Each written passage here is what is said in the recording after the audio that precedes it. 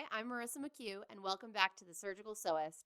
It's finally time to finish your coaster. Today we're going to put some binding on to close up the edges, and it'll be ready to use in no time. Let's go. Put some glue on the inside of your backing fabric, right where it's touching your batting. Now fold over one edge of the backing fabric to meet the batting. Then fold it one more time so it folds up onto the front fabric. Use clips to keep it here. You could also use glue to keep it here, but don't use a ton of glue or it will make it hard to sew.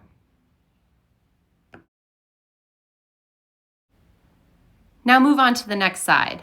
Put some glue on the edge of the fabric again and fold up a corner like you're wrapping a present. Now fold once and then twice, trying to be careful to make this corner lay nicely. You can see I'm having trouble with it here. Once it lays in a nice point, I clip it, using some more glue to keep everything down, and move on to the next side.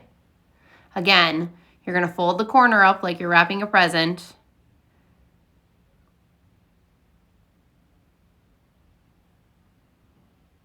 And then fold in once and twice.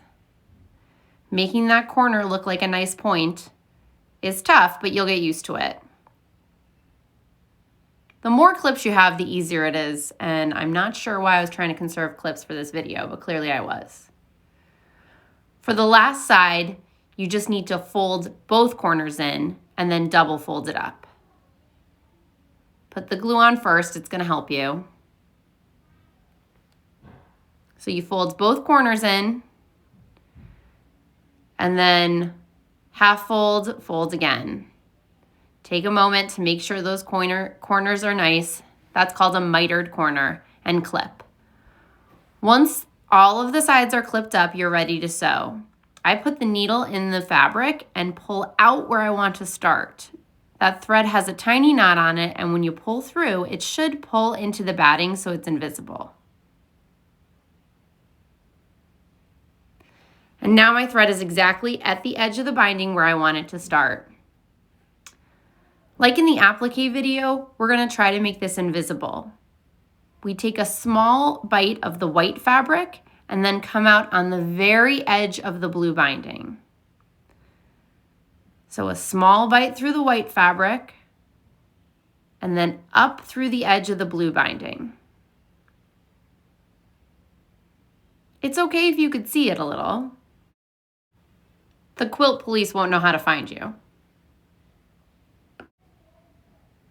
This is sped up because it's boring to watch, but in real life, there's no need to rush through this.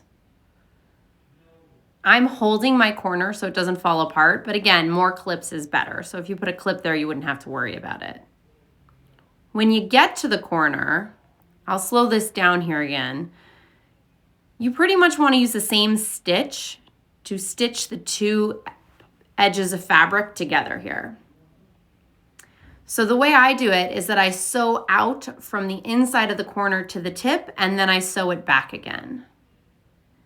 Again, this doesn't have to be perfect. There's no right way to do it, but you try to keep the stitches as invisible as you can and close up the space between the two layers of fabric.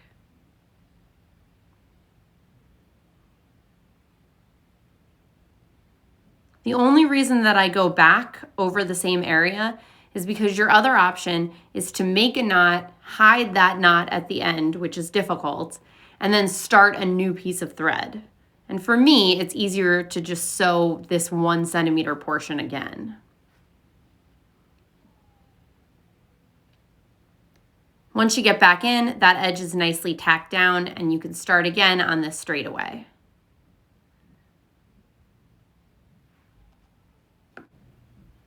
When you've sewn down the binding all the way around your coaster, the only thing left to do is knot your thread. We'll go through that again. Pull the stitch out the back side of the coaster. Take the thread that's closest to the fabric and wrap it twice around the tip of your needle. Now put the needle in next to where the thread came out of the fabric and come out about 1 centimeter away, not going through the front fabric. Pull this thread until a small knot forms, and then pull it a little bit harder until that knot pops inside the backing fabric. The knot is now inside near the batting and is not visible on either end.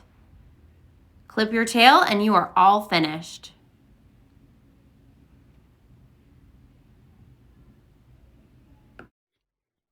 You did it! You made a quilt.